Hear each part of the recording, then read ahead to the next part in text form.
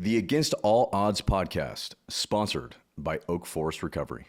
Welcome to the Against All Odds podcast. This is a little Freeform with just the three of us, the three co-hosts. You got myself, RJ Elizaris. A little background on me. I got sober February 7th, 2017, and founded a young adult, long-term, 12-step treatment center called Oak Forest Recovery. And then also a media company, full-service digital marketing agency called Mad Rose Media, who is helping us film this right now. And then my most recent endeavor, which is Oasis Wellness Spa. We love Oasis. Which is saunas and cold plunges. Not for the faint of heart, but we love to challenge people in that. And we got Rachel and Hunter, and we'll pass it off over to Hunter. My name is Hunter Shepard, and I'm a sober content creator. I own a case management company as well, where we do interventions and sober transports and sober companionship. And I have been doing that around the world for the last 3 years. I've been able to travel to 10 different countries and help families all over the world, and partner with RJ to help a lot of young adults for the last 4 years. And that's it. Hell yeah. Hello. Wait, where am I looking? You look anywhere you want, either one. I think if There? you go to that one, then you'll be straight on. Yeah, that one. Okay. What does Rachel do? That's a good question. I am owner of Love and Humor, and I make silly videos online. I've been sober since April 6th, 2018. And yeah, I just like being goofy and sending people positive vibes and love. And I've got a little community online of amazing people that I like to hang out with and stuff. And yeah. That was a very Rachel introduction. That was Love very that. Rachel. Crushing. Yeah. Yeah, I think this part you left out is you're crushing. Yeah. And I think you're helping just a tremendous amount of people. Yes, and helping people is my main, underneath it all, right? That's my main passion, and I get to do that. So that's really cool. Yeah. That's incredible. Well, I think this is great for us to do this for anybody that's watching, just because I feel like people need to get to know who we are. You know what I mean? And what do we stand for? And I feel like, we filmed how many? 5 podcasts now in total? Yeah. And we've had some really cool experiences, listening to some awesome stories. And I know for me yesterday, I was thinking about it last night as I was reflecting, and early this morning, there was a couple episodes that we did where we were talking to people that were so engaged in their recovery, in their mission, in their truth, and who they are, where I felt like we were all just so connected. Yeah. There was a power in that that can't be manufactured, because it's real. Facts. I feel like when any of us, is that a? Yeah. Any of us, yeah. Any of us get together, automatically, I feel like, when you go in a room, even just a meeting, if I get around a bunch of addicts, it's automatically this thing that happens. And I think there's so much power in a group of sober addicts, and hearing people's stories and just relating on so many things, when we all have completely different stories, but so many things are exactly the same at the same time. And there's so much relatability. And also, every time we're out somewhere at a big table where we're all eating, I just imagine the people next to us, what the hell they must think, because And we're so loud as well. We're so loud, and the conversations that we have. They're probably are you okay? Are you guys, yeah. We were doing that the other day at In-N-Out, and we were standing by this table with that, some kids, and I was like, we should probably step Tone off it to down. the side. Yeah, what were we talking about? Bro, it was something gnarly. I have no idea. You were said something about smoking crack or something, and this kid was like this, and I was like, I think we should go set over there because we're traumatizing this kid. Breezy. We were talking about yeah. stories of doing crack. And we were talking about aliens. Yeah. Oh, And yeah. We talked about aliens last night. Yeah, I of met Breezy course. last night. I love her. Dude, and we were just engaged. We Yeah. were like, no, aliens are 100% real. Yeah, 1000%. There were this group of kids that were all stoned. Yeah. Like super stoned, like high school kids. And they were all just like, what? Staring at us. And then we just were like, all right, let's get out of here. It was good. Oh, what a good night, though. Fuck. That was a great night. What is your craziest rehab story? You go, Hunter. Like being in rehab? Being in rehab. I don't think I can share that. Yes, you can. I can't share that. Yes, you can. Do it. You have to. Oh my God. I actually can't share it. Hold on. Let me think of another one. Wait, why? Off the record. Give us off the record bullet points. Like, don't go into detail. What is it? No, I can't share No, it. you have to now. You put so much. You can't. No, because it's like sexual. I can't be sharing that. I can't be sharing that. Come on. Okay. I was like in this rehab in Florida, and I met this girl who, like, a rehab roommate. I thought she was the love of my life, right? Yeah. And we like met in the rehab, and they took us like the women's house and the men's house to an AA meeting together, and like there was like 5 techs there, like full AA meeting. There was like 100 people, and we snuck out the back door. And like literally right beside the AA meeting, like did it. Hell right yeah! there. I mean, it makes sense. Yeah. Dude, honestly, On brand for gnarly. you. Yeah, Very on brand. yeah. Very, very on brand. Terrible. So that was your craziest thing. Yeah, I would say so. Yeah, that's wild. I think while I was in like rehab. Yeah. Okay, because I got stories. Because I have a follow-up question as well. Like, Okay. It has to be like in rehab Okay, or so- sober living. Like, I guess sober living. It Same could be thing. Too, but yeah. Same thing. All right. So, this is one of my favorite stories, just because the dude ended up becoming my second sponsee. So I'm in sober living. I think I'm like, and I was like a nutcase in sober living, like at full send. You know what I mean? Like not full send in the way of like I was a terrorist. Like when I went into like treatment center, I was like, I'm gonna be the best fucking client they've ever seen. You know what I mean? Like I'm gonna be running this place. You know what I mean? I don't know why. I look at you now. You know what I mean? I just very type A. You know what I Yeah, mean? Like I yeah. needed to like I Be can the best. crush it. Be the best you can be. And so I go into this sober living, and it's like low structure, like, you know, there's like really like no oversight. And so I like immediately was like, all right, I'm like the house manager, like 20 days in. And I would get up at like 4:00 in the morning, and I would like go down into the living room, and I'd meditate, drink coffee, and I'd try to like get other people to do it with me. And everyone's like, what, dude? Like 4 a.m. But anyways, you see a lot of things at 4 a.m. in a sober living that has no structure, right? Like all the tweakers and the drug addicts and the fight. You catch everything, right? So I'd be up there. It was like, so it's like 4:30 in the morning, and I'm drinking my coffee, and I'm listening to these like Tibetan monk chants, you know what I mean? Like getting my Zen on, cross-legged, sitting on the floor, okay? Like real weird, you know what I mean? Like early sober vibes. And I could hear the garage door, and like there's a hallway. And so I'm sitting, and there's like, you know, there's a hallway here, and there's a little inlet where it was like the garage was like kind of beside me, but on the other side of the wall, so you couldn't see it. But I could hear the door open real quiet, you know, and then it would shut. And I'm like sitting there, I'm like, what is going on, dude? And so I'm watching, and all of a sudden, dude, this dude is walking, and he comes around. You can see him all of a sudden peek around the corner, right? And I'm sitting there. He can't see me because I'm low to the floor. And he's coming around, and he's slowly moving, and he's holding like 15 empty Gatorade bottles, balancing them.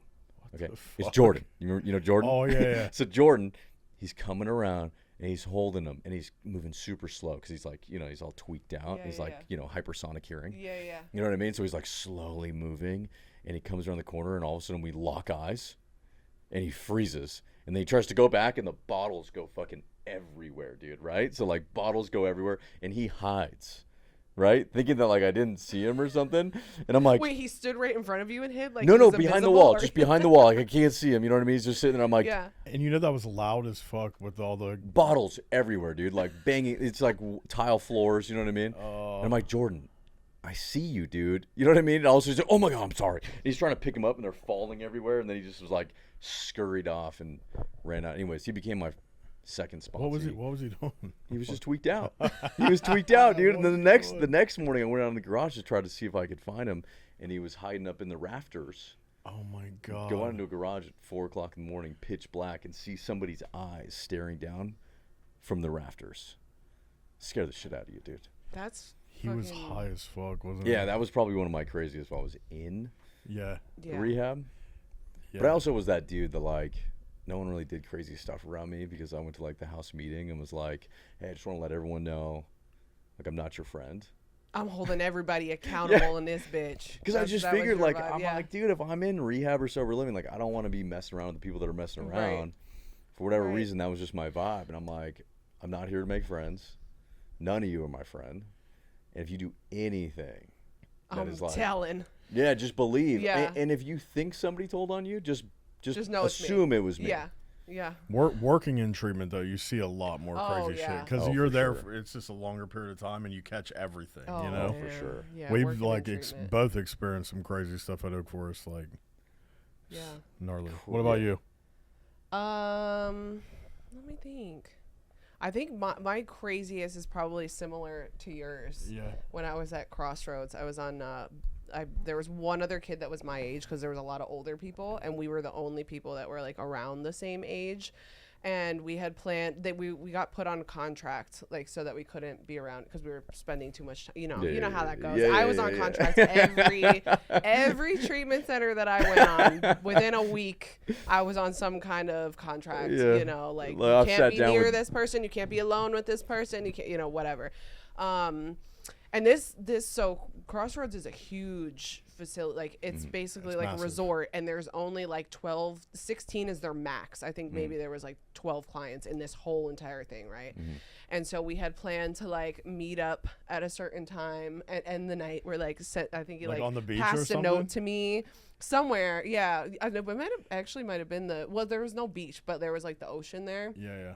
So we had the grass that like went out to the rocks, whatever. And we had this whole plan to like sneak out at this time. Let's meet by the whatever at Yeah. this time. It was so cute, you know. Yeah. Like when I think about it now, it's just like, oh, it was like so cute. It's like a classic We were gonna, Romeo like, Make Juliet. out and like, you know, whatever. And so I go to like sneak out of my room, and I don't remember the exact thing that happened, but I snuck out, and I all of a sudden I see one of the techs over there, and I had to like hide over by this yoga thing. You did some James Bond shit. No, literally, and I didn't see him anywhere, so I'm like, what the fuck is going on?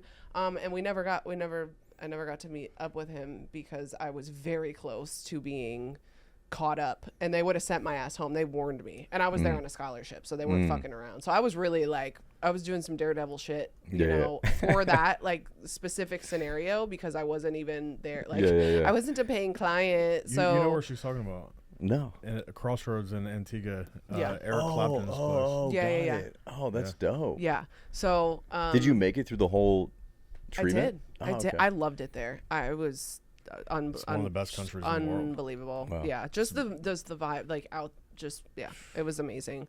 But yeah, I had to do some James Bond type shit to really like. I was like rolling on the ground, hiding in a bush, and then like you know, Army like, crawling. coast is clear. Like Yeah. you know, like I was. I guess that was. There's probably, if I rack my brain, there's probably crazier things than that because I got caught. I mean, so we already talked about when I accidentally brought in heroin to detox and brought that back and did that. We've already talked about that. I snuck gabapentin into one of my rehabs because I didn't feel like their detox meds were going to be good enough. You know, I was just like, can't trust that. No. Bring my own little Yeah. supply. Yeah, and they didn't find them. They like searched all my shit and didn't find them, and I was like tight. I was like, if it can get past that, then that's good. We're good to go. I got caught doing that. sniffing Wellbutrin and rehab. That was a vibe. That was all the kids were doing it. You know, that was Oh yeah. Did you get lit? Yeah. Not really. No, but some people did. You got placebo. They said there was people like... that swore by it. They would cheek their Wellbutrin and then they would like, you know, just gather it up a little bit and then they would just snort. If I'm at the point where I'm sniffing anything, I'm just gonna leave rehab and just go get right. Yeah. You know what I mean? I was just like, you know. Yeah, she want to be a part of it. Yeah, I was like, FOMO. Let me they're all going to the bathroom, chopping up lines. You know what I mean? Like, all right, give me some. Yeah, it was just like, you know, that because when you're doing something that you're not supposed to be doing in rehab, it was just like that. It's like a rush. We're fucking doing it, you know? Like, we're being so bad right now. Like, just all the shit you do when you're in rehab like that. So, yeah, I'm sure I have more. We'll do another round of this question. I feel like the next next episode. What's the funniest, since owning a rehab, RJ, what's the funniest thing that you've seen? Funniest, God, I've got a lot of funny stories. I've got a lot of crazy stories, but funny. You know, I think. Okay, I'll go. This is just because this was my like most original funny stories. Yeah. Was right when I'd opened up the men's house. We had like a group of boys there, and I lived there, and so it was like this real tribe mentality. You know how it gets in sober living. And it's like high structure and like no one had phones. You know what I mean? It's like lockdown sober living. And so we became like super bonded, and every time like a new guy would come in, everyone that was like already bonded, it was either he was like instantly accepted or everyone was like, nah, fuck this guy. Yeah. You know what I mean? Like, I don't know about this guy. You know what I mean? And so we got this new guy in and nobody liked him. Oh. You know what I mean? Like nobody liked him. And I'm like, all right, so I'm riding with this dude. And he didn't make it easy. You know what I mean? Like, he didn't make it easy. And so anyways, there was this one dude who'd been there since, like, the very beginning. And he was, like, my homie. And his ice cream went missing. Oh, shit. That's fighting actions right there, I feel like. He goes into the freezer. And it didn't just go, like, missing. Like, whoever ate it cleaned out the whole container and left it in there. You know what I mean? Like, put the lid back on there. And I'm talking like, dude, the thing was washed out. You know what I mean? Like, it wasn't just like there was some ice cream bits in there. Like, it was clean, dude. You don't fuck around with newly sober sweets. Like, you can't. That's not for real. Yeah. Dude, it looked like it went through the washing machine. You know what I mean? Like, someone was like, I'm cleaning my prints off this. You know what I mean? And so anyways, like, dude whose ice cream it was knows it was the new guy. You know what I mean? And just as like wholesale condemnation. You know what I mean? Like, and it's just, I'm gonna fuck him up, dude. And this went on for like days. And the new guy who didn't make it easy for people to like him was just like, yeah, man, so what? You know what I mean? Like, just playing into it. Jordan, my sponsee. The one we just talked about?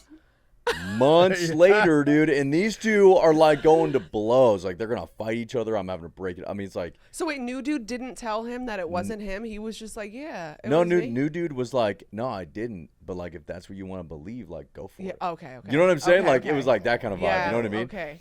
And so these two just hated each other, and then and they hated each other like the entire time. And then Jordan gets on his 9th step, and is making amends, dude. And he's making amends to me, and it's like, I ate the ice cream. Anyways, yeah, I thought that was a classic. Oh shit! I have a similar story. When I was in Oxford sober living, my roommate ate. It was after Thanksgiving, and I came home with leftovers of an apple pie. And okay, I fucking love apple pie. All right, I love apple pie, and when you're in that, I feel like food and stuff like that is so important, especially when you're. I was broke. I didn't, it was like this little treat that I had. Yeah, dude, she ate like all of the pie and left me like this, and I didn't know who did it, but we had a group me with the house, and I'm like, did someone eat my pie? Like, did someone eat my pie? And everyone was like, nope.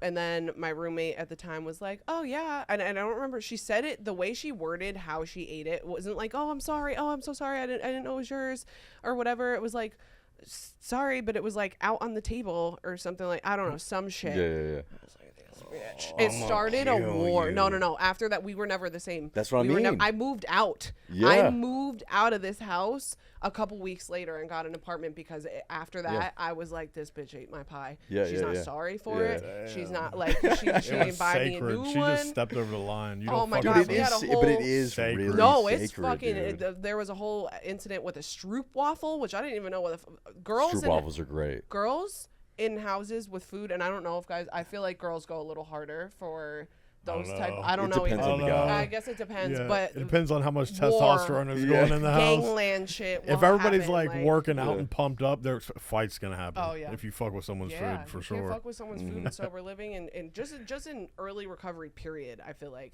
that's like that's mine. You know. Mm-hmm. Yeah. Well, it's like currency. It's like No, gold, literally. You know what I mean? It's like, this It's is all I like- got. You don't have much. That's that's like one of the first things that maybe you got a little, got a little treat. Yeah, I remember going because I'd go to the Trader Joe's with my EBT card, Yeah. and like you only have like it was Right. like $195 a Right, month. for the whole month. Yeah. And so anything I got was like, dude, That's mine. worth a lot. Yeah. It's like jail. When you went to treatment, what was the most important thing you looked for? Most of the time. So like when I was sick in my sick mind, or when I was actually Doesn't trying matter. to get well. Yeah, both. Yeah, both. Okay, boys was when I was in my sick mind, I was like, oh my God, I wonder what boys are gonna be there. How, who's excuse me, that type of stuff. I looked for when I was in my sick mind, I wanted it to be some slack, where they let you kind of Do what you want. yeah. Do what you want. I Okay. guess I went back to the same one after I finally got sober. I don't think for me, I'll be so real, the treatment center that I went through, I ended up working at after a while, and I don't necessarily align with a lot of the things. Interesting. I got really lucky when I was told to work the steps, and that's what truly what saved. Like rehab was great, the detox, whatever, the friends I made, but like truly for me, I got sober and stayed sober because of the steps and because of my sponsor. It really, the treatment center I went through. Right. Yeah. But So that kind of leads into like this idea of like how important is 12-step community, yeah. right? And they It's didn't. like- So the treatment center I went through, they didn't force you to do this step. Like you had options. You could do smart recovery. You could do 12-step. You could do the Dharma. It was a Dharma, the one you did but they did have a thing like you had to, if you wanted your phone back when you were in the PHP program, you had to be on step 4. Okay, good. But I truly, that factor that they had was good for me because it forced me to like do that. But when I look at the treatment center itself and some of the things, there was a lot of really good groups. We had a lot of, it was fine. But yeah, the steps is really just what That's what got me. Yeah. Yeah. Yeah. Yeah. So okay. So now that you've got some sober time, what do you think makes a good treatment center? I think the people that work there is essential. I think that, in my opinion, structure, is very important, which is tough, right? Because a lot of people, like I said, when I was in my sick mind, I didn't want to go to a high structure. I heard about other places in Austin that were like, big book thumping, like serious. Like they came to meetings, they couldn't look at the other, other treatment centers. The one that I went through was kind of like we were like the wild, or whatever we want, pulled up to the meetings, being great, And then there was like, you saw when the other treatment centers came in, how they like filed in and sat down and like had their heads down, didn't talk. Like, we were fucking around in the meetings, laughing, whatever. Like these places were more serious. So I think that a lot of people, especially if you're still like really in your sickness, you're gonna not want to go to the highly structured places. I know that was me, but I know that they usually have a lot higher success rate. Right. Right. It's such a fascinating thing. Yeah. Right. It's like, so because I have two different, it's almost like conflicting ideas, and maybe they're not conflicting, but it's like, one, I think there's a problem in the treatment world, which is that a lot of treatment centers sell entitlements. right? So like I think there's a lot of entitled treatment. Oh yeah. And selling entitled treatment to young entitled drug addicts is like the worst thing. One of the worst things. It's like just a travesty. Right. And then there's this other side of me that's like your story, what you were just saying. If somebody's ready and they, you know, meet the right sponsor and the right events happen, they're going to get sober and stay sober. Right. Right. So, and I don't necessarily think that that's maybe conflicting. It's a little bit conflicting. You know, I'm really, really personally against entitled treatment, just because I've witnessed on the back end so many young adults or people go there and thinking that that's what treatment is. Yeah. You know, and getting this really skewed idea and then getting burnt, parents getting burnt, families getting burnt, no outcome, no movement of the needle. And in many cases, they end up worse, right? And you get this like 22-year-old kid who's like from a middle-class family, you know, grew up in an average home and is, you know, now living in a $15 million mansion for 30 days. And getting massages and acupuncture and a gourmet 5-star chef and everything's catered to and everything's optional. Right. And then they've never even experienced that way of life. And now they've experienced that for 30 days because they were stealing from mom and robbing people and got a court case and are strung out, right? It's like rewarding. And I don't think that we should punish for drug addiction, but I think that we should be re-gearing the minds of an entitled young adult. Oh, I agree. And preparing them for what real life is, right? Yeah. Because yeah. real life is not entitled, right? Real life is, if I want to be entitled, I have to earn those entitlements, right? And I have to work hard and I have to do these things.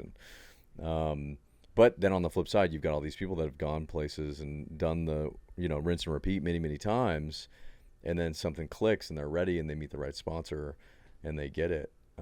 But I do think that we just have, and this is me on my soapbox, but I just think that we have such a problem in the treatment world in specifically the United States with so many people that are doing this as a for-profit business and it's a race to the bottom, right? To sell to the disease. Yeah. You know, it's like they want to sell to the disease, right? Not against it, right? Because they're going to get more admits. They're going to get, you know, Rachel to get on the flight to come out and stay here and, you know, whatever, because you can, you know, have your phone or you can do whatever, or you can fuck around. And I have no idea how that's going to be fixed, but just trying to lead the charge on doing the hard thing, you know, and it's hard as a treatment center owner. Yeah. Right. Because how many to compete with that, right? Yeah, right. Because you're like, this is bing, bang, boom. You're going to do exactly what I tell you. And then they're like, yeah, you can have your phone. You know, other places, they're like, oh, yeah, sure, your laptop, whatever you want. Sure. You know, whenever 4 years ago, or 5 years ago, whenever RJ first started, it wasn't hard to get local people to come to Oak Forest. But now there's like so many like other people in the local area that will like just say okay to whoever and say okay to people having their phones and all of that, you know? The weird thing is, and I've said this now for years, is like this is one industry where the better your product is, the harder it is to sell. That's true. Right? It's just a weird thing. You know what I mean? I think about, you know, from a digital marketing perspective, from the agency, right? The better product tends to win out, right?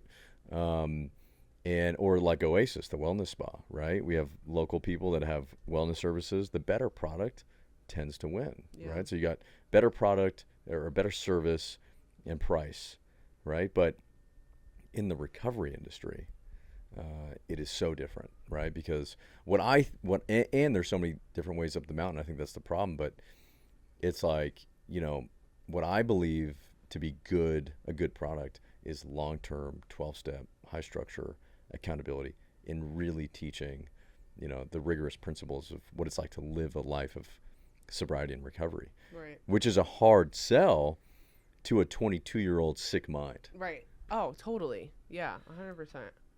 Because why would they choose that? If they're like, here, you can go to this place where you can do whatever the hell you want, and, you know, it's this cushy, amazing place, or you can actually get well, but you're going to have to, like, you're going to have to do some fucking work, right? Yeah.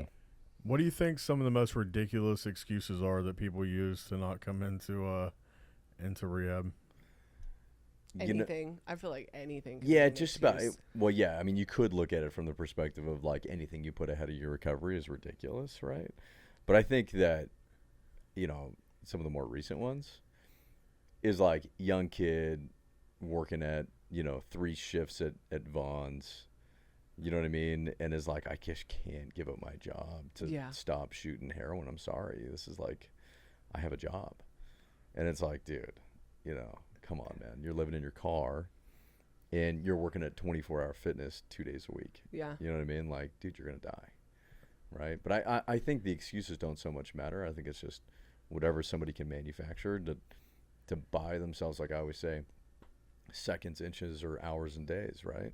Because when you're shooting dope, it's like, nah, I mean, in most cases, like I want to get sober, but I just kind of want to do that tomorrow, you know? Yeah. And so whatever I can do to buy myself seconds, inches, hours, and days so that I can do it tomorrow or next week, it just sounds better. Right. Because that future version of me is way stronger Yeah. Yeah. than this one right now. Yeah. You know what I mean? Like, there's a superhero version of me that lives in tomorrow. Yeah.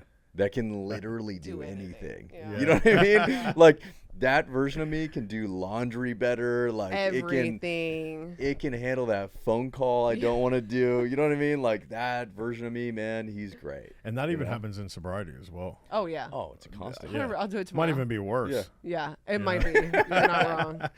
Well, here's the not thing. In wrong. sobriety, I can come up with lots of good reasons Yeah. for why tomorrow's better. Yeah. And at least you might not die from like shooting fentanyl right now. You know what I mean? Yeah.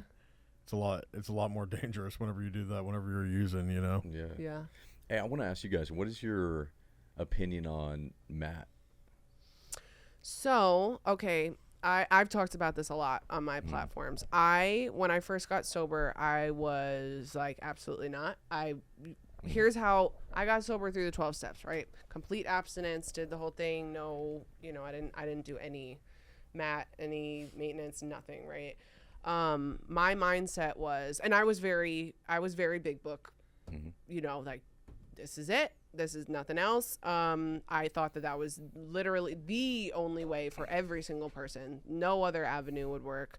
And I was like, if I can do it, if I can get sober like this, everyone else can. And I don't want to hear a fucking thing about it, right? That was like my outlook.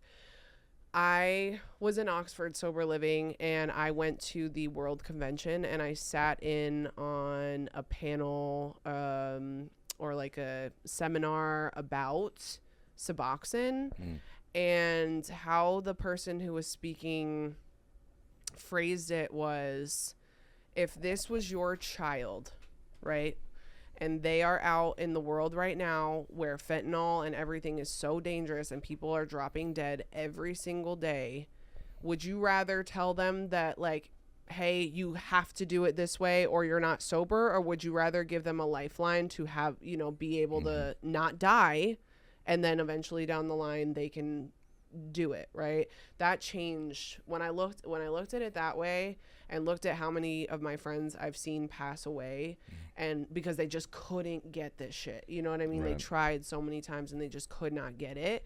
I was like, oh shit. So I started becoming a little bit more open-minded to things like that. Now, I've also talked about, I have a lot of views. I think it's very overprescribed. I think Suboxone is extremely overprescribed. I think that there should be some other plan in place. You still have to do the work. That shit is not going to cure you by itself. It's not. I'm sorry. You have to be doing some kind of inner work. Obviously, you know, my opinion is down the line, there should be some kind of goal to get off of it. There's a lot of people that are on it for life and they're fine with it, and that's not my business, right? I've just kind of learned that, like, with maintenance, it's a very touchy subject, and how people, as long as people are alive, right? I would rather you be doing that and living a productive life and not be fucking on the streets or overdosing or dead.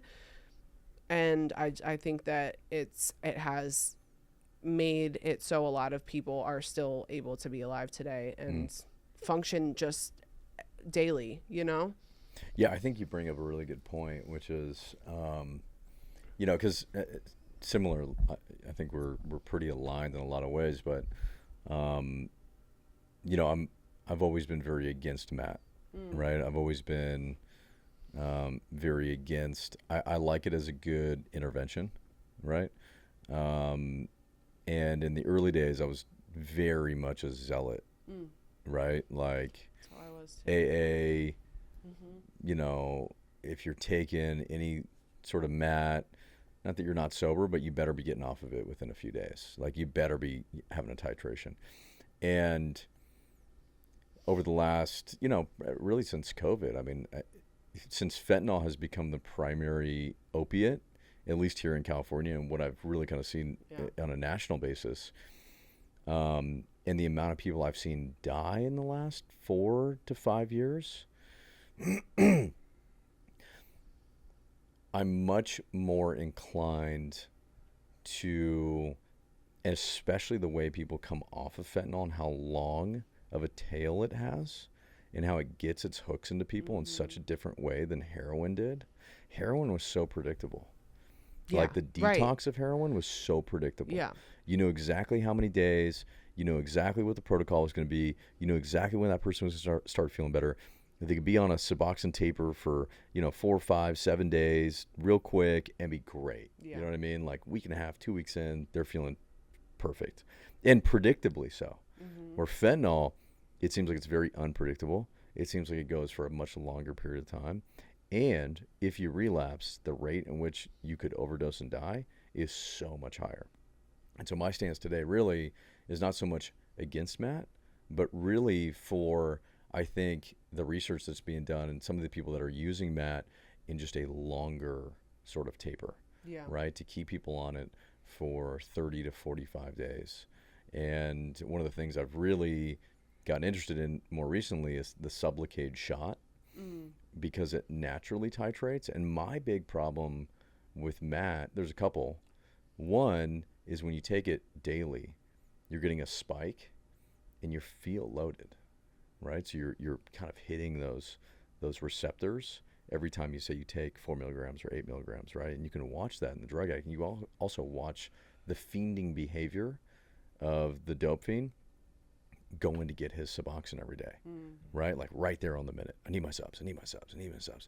Triggering that part of the brain where Sublocade, they inject it in you, it lasts for 30 days, and it naturally titrates. Right. So you don't even know. And I've watched so many people now come get the Sublocade shot, it naturally titrate down to 0, and they didn't even know because they weren't taking it every day. Did they go through withdrawals on that? No. Really? Yeah. And so I think, like, to me, I didn't know that. Wow. kind of like what you were saying, it's like, you know, what is the correct intervention, and are we using it correctly, right? Yeah. I think telling, you know, a disorganized 23-year-old that they're going to be on maintenance for the rest of their life, right? Yeah, or let's just say even for some point of time where it's like, hey, we're going to have you on maintenance for a year. Yeah. Right? Well, or then there's the coming off of it too. That's what I'm saying. Insane. Yeah. So I didn't know that you don't feel withdrawals from the Sublocade shot. I didn't know that. But again, so it's all about, you know, I think there's a certain level of management when employed correctly and intelligently, and a certain level of education can be used extremely well. Yeah, right. The thing that bothers me the most is when people get stuck on it for years. And Yeah, there's no real solution there. Right. And there's no real plan to come off of it, and then they end up on like 30 some milligrams of it. Well, what I've seen, what I think has been the most common occurrence that I've seen, right, is like you have let's just say an early 20, mid 20-year-old, right, which is, I think, the primary demographic, right, for like fentanyl use right now. You got like, 20 to mid 30s, right? And usually they're characterized by like the failure to launch sort of scenario, right? They've not been able to manage most of anything in their life. And now I'm going to give them a daily prescription They can't even, brush their teeth maybe every day or, make their bed. But, hey, I'm going to give you this prescription.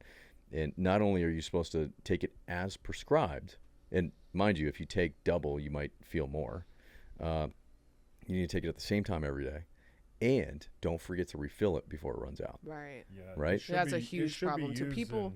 In structured settings. 100%. Well, I've seen so many people do well. Like people that couldn't get together, they went on maintenance, they went on Suboxone, and then months go by, they're like getting their life together, feeling better, whatever. And then guess what? All of a sudden, there's a problem with their insurance. They can't get their script. They're right back on the street. They're either dead. Yeah. Like that's or what the happens. Pharmacy can't fill their prescription. Right. You know what I mean? But there you go. There's and then you're fucking and Suboxone withdrawals terrible. are brutal. I've brutal. I've seen maintenance on an international level as well, and a lot of other countries, and it's like archaic, still use methadone.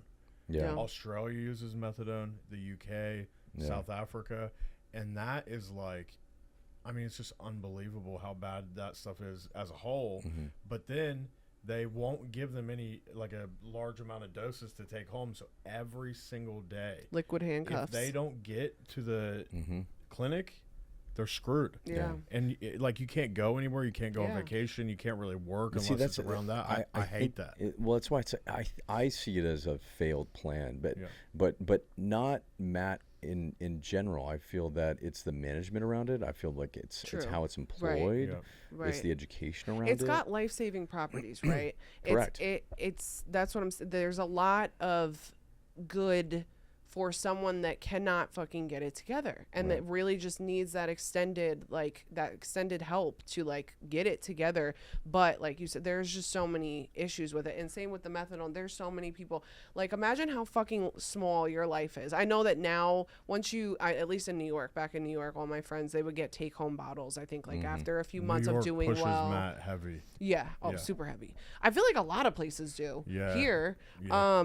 But imagine how small your world is, where you have to drive to go to, you have to be there 5-6 a.m. in the morning every single day. You cannot leave. You cannot go any, like it makes your world so small. So here you are trying to better yourself, right? Better your world, do more things, expand your world. But really it's like, it's still almost as small as it is when you're using like that. Yeah. So that's why I'm such a proponent right now of this Sublocade shot. That's if you can afford it, if you can do it, if you have access to it, and you're a dope fiend, getting on 1 or 2 months of a Sublocade shot where you don't have to think about it and it naturally titrates, I think is such a great intervention.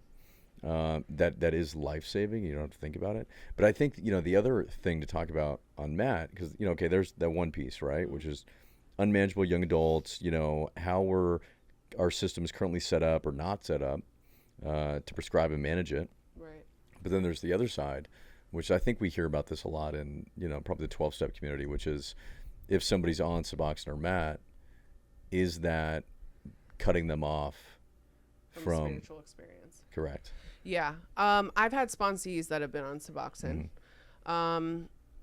I will say I haven't gotten any of them all the way through the work, but I have seen other people do really well for an extended amount of time while working a program and being on. Yeah. I think it really depends on the person. I think it depends that you're taking it as prescribed and not getting fucked up to where you're blocked, know? Right. Because, and that's where I say with the over prescription, because I'm sorry, nobody in this world, someone told me, I made a video recently within the last few months about this, that they were on like 64 milligrams a day. Nobody in the fucking world needs that. That's insane. For sure, you know what I mean? And doctors, I remember the times where I used to go and I used to get a prescription in New York. They used to give you like a week and then you had to come back and like do another week at a time. And they way overprescribed it like crazy.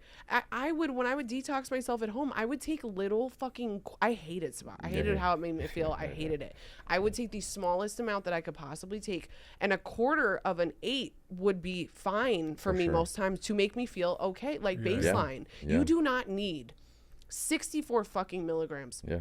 24 they're like is drooling on themselves. There's no other way. but that's what I'm saying. And they say, oh, like, well, you need it to take the cravings away and all that. But like, at what point? Like, it's just like that's what the regulation around it is wild, and it's just really overprescribed, and it's pushed by fucking doctors. There will be someone that will come in and say, I'm having a problem with pills or whatever, and they won't say anything about rehab or 12-step or any other route of recovery. They'll be like, oh, here's fucking 36 milligrams a day of Suboxone. They're making a check off. Right, of but the it's fucking crazy. That's crazy. I got a kind of controversial topic for recovery. Yeah. What do you guys think about like psychedelic treatment for addiction? You know, I love this topic, but you go first. Okay. I think that there is a lot of value in psychedelic and plant medicine. 100%. I have not personally partaken in that in my sobriety journey so far, but I do think that I wouldn't recommend it to someone who's newly sober. I would say that, like, you know, like sometimes some of the stuff is used specifically for like detoxing. Well, no, besides that, you know, I think getting you a mean little like ayahuasca, which is more of a Right. long-term thing. I I feel think- like ibogaine is more of the detox. Yeah, drug. well, I support that. I think that if that works for someone, I was very close to trying ibogaine towards the end of my addiction. Yeah. And my mom had considered it and everything, and then I just went to treatment. But I think that trying these other avenues, that I think it's okay. I think that it's worth a try. I personally, I've said this a bunch of times, I would take any natural route over big pharma. Yeah, Sorry. 100%. I would take psychedelic route over Suboxone and everything else that you could do if possible, right? I think the thing with me is and this is for anybody watching, this is super important, that make sure that you don't just go to somewhere that is trying to sell you on that and that they don't really know what they're doing. Right. Somewhere that actually evaluates you and assesses you and takes their time. Make sure you're a good candidate. Because I know somebody that does that, has a facility specific, and he takes weeks to interview you and to make sure that you're the right fit. Because imagine if you were psychotic and you were somewhere in the jungle and you took a powerful, not good. You know that's what I not mean? good, my boy. Yeah, that's crazy. I think that spiritual journeys can definitely be had on psychedelics. I think that I know for me, listen, okay, in my active addiction, I've had a few spiritual journeys. No, I found God on acid. I did. I went through a moment where I was sober, and then I did relapse, but like I went through this psychedelic phase, and a lot of it before I went back to the hard stuff, there was a lot of very eye-opening fucking chakra, pineal gland things going on.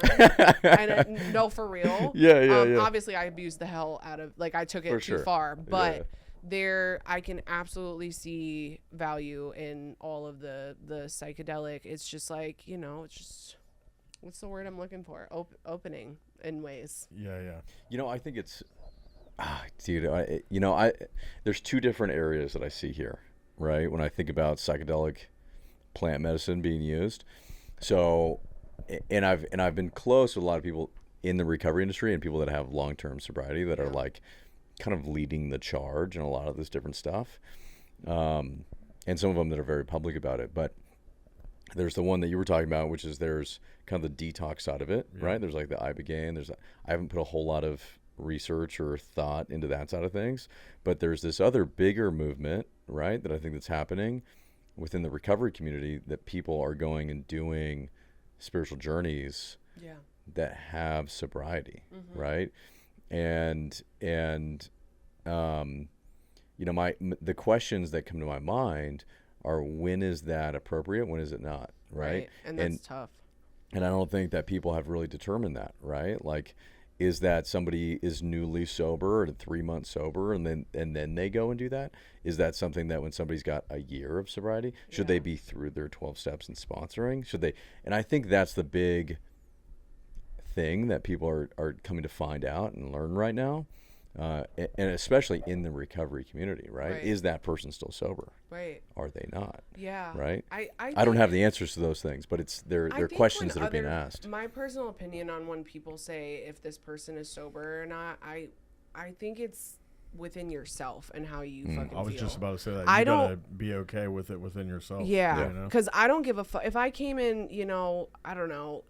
People could say coffee and nicotine, and I've had people literally say that.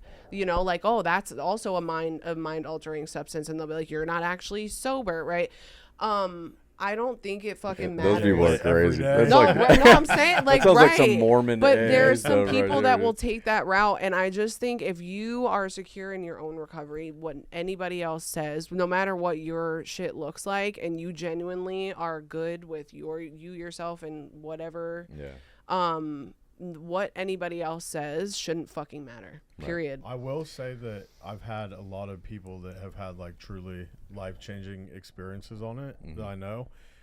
But you can't think that it's like a solution. Right. That's where I or find if a your problem. motives are to be like, damn, I'm just going to gonna get go fucked lit. up. Yeah. It's got to be like, I'm trying to actually like grow my spiritual life, right? Or like whatever your reasoning is. I'm trying to go back to this trauma and I'm trying to work through that, or like just whatever. You're just having a mind-opening experience. It's not just focused on the feeling that you are going to have. You might not have a good feeling. Or you might not. You might not have a good. There's a Sometimes you got to go chance through some not. fucking shitty journeys and.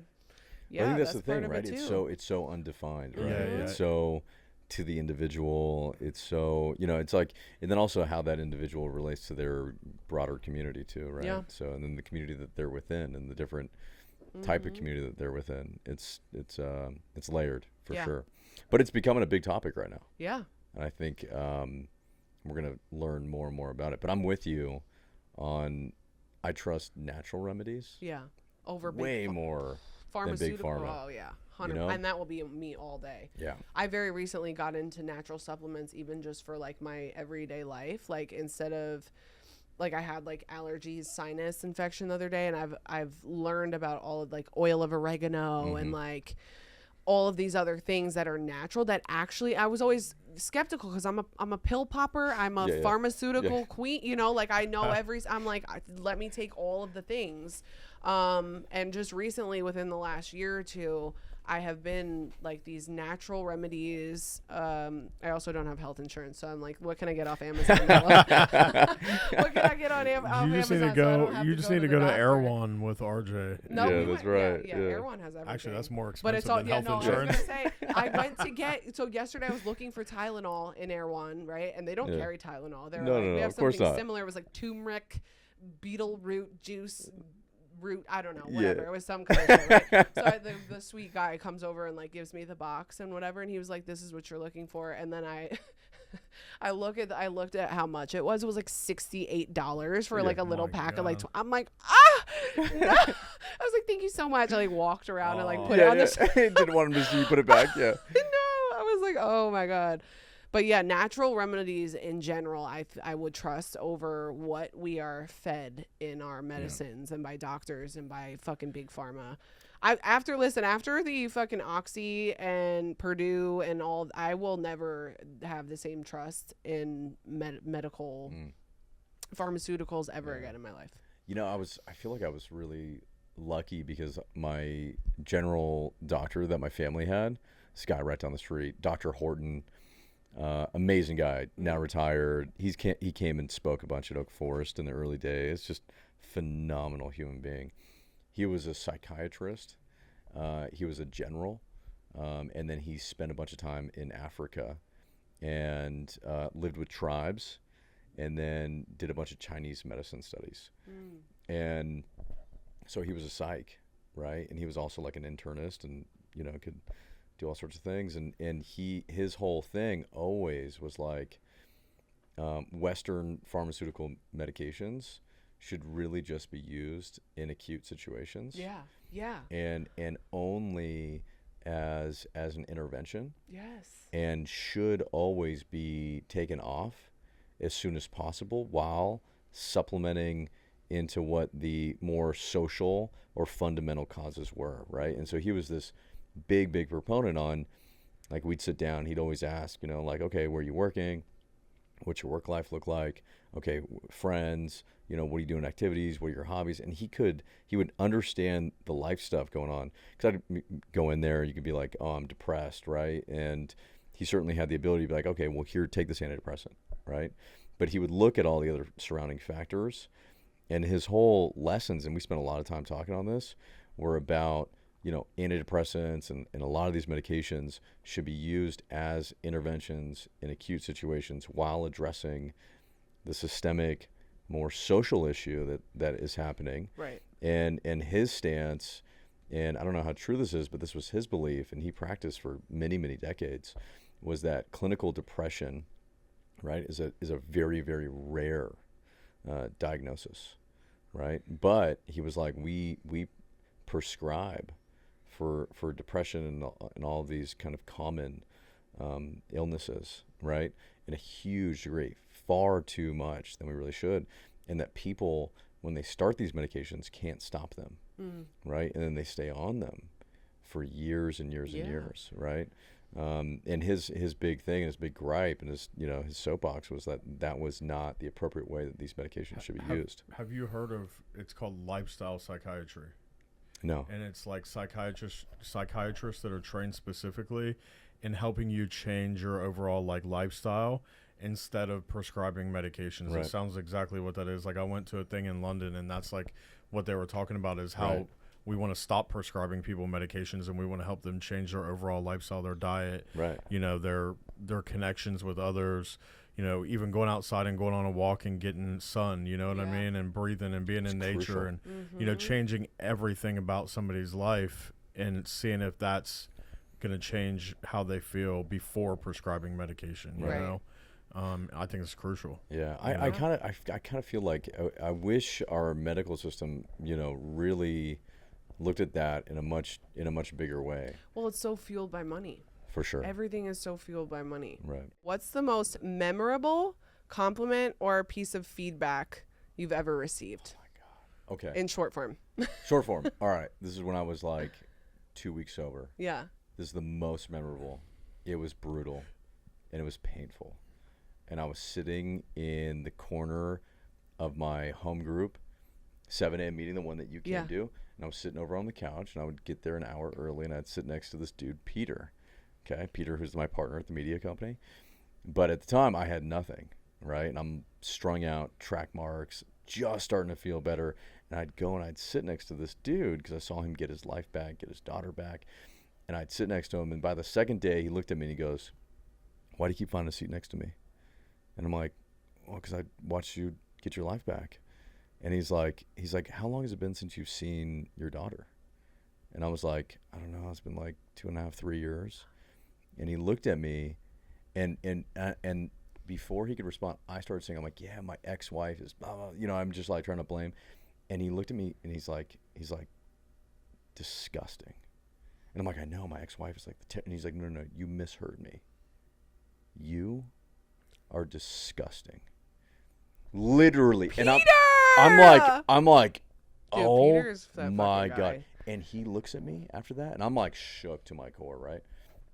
And he goes, "If you want my help, you'll be the first hand up in this room after the leader shares with 150 people there, and you'll tell this entire room exactly how disgusting you really are." And then he got up and he walked away. Dude, that mic drop. Fucking And- Peter? Peter. Mine is also from Peter, and it was pretty fucking brutal too. Oh, I don't have one from Peter yet. Oh God, wait till No, you get a Peter talk. I've only had lovely Peter. I've had good conversations. Whenever Kira and I first moved here, I had been away from the program for like years. Like I was so unwell mentally, and I remember that I was so worried of what Kira might say that every time somebody would ask her a question, I would fucking talk over her to like answer the question. And Peter like pulled me to the side and was like, "Dude, you need to shut the fuck up and let her talk because you're talking over every time she tries to talk." He was literally like, "You just need to shut the fuck up and let her talk." And yeah, It was needed though. Dude, was Peter's needed. that fucking guy, dude. it was He's that needed. guy. Peter is that He fucking actually is. guy. He's fucking. I've Yeah, seen you him don't do fuck it to a around. He's your lot of people. sponsor. Yeah, he'll dodge He's you my right. sponsor. Yeah, Peter's he's your my sponsor. sponsor. He'll dodge That's you right fucking between the tight. eyes. Yeah. and he's so smart and he speaks so well. He'll fucking you can't respond in any way other than like, okay. He's all only been right, so sweet you to win, me bro. so far, so I don't have that yet. All right, what's yours? Well, okay, so feedback, I would say really quickly. I'm gonna say it really quickly, guys. So I was intrigued the last time that I was in detox, this kid came off the street, right? I was a couple days into my taper, and this kid came off the street and came in and was very fucked up, like he was fucking faded, right? But he also looked so fucking terrible. This is like a 98-pound soaking wet, like shit all over his face. Just looked sick, right? I was about to AMA because when I saw him nodding out, I was like, that fucking looks so good, right? And I went and I had to talk to a tech about it because I literally wanted to leave. And this man said to me, he was like, Rachel, do you not understand that, like, he's like, you're not normal. Like, I something wasn't registering in my brain. And then he said to me, normal people don't look at someone who literally just came quite literally off the street and is very, very, like, apparently struggling and not well and be like, damn, that looks good, right? That has always stuck with me in my brain since that second, and something like clicked. I was like, oh shit, you fucking right. I guess you're right. I think the most memorable compliment I've ever gotten is someone telling me within the last couple of years that I'm good for their mental health. Or that I'm a good mom. Those are the two. I was so bad for people's mental health for so long because I was a piece of shit, right? Like, I was not good. I'm not a good person for a long time. So someone saying that I'm good for their mental health just really does something to me. And then also just any compliments on me being a mom, because I work really hard at that. It's always appreciated, and probably my best favorite compliment. So Amazing. That's all. Until next time. I have a drug problem and I need help now. Call Oak Forest Recovery. 1-885-976-257. No. No.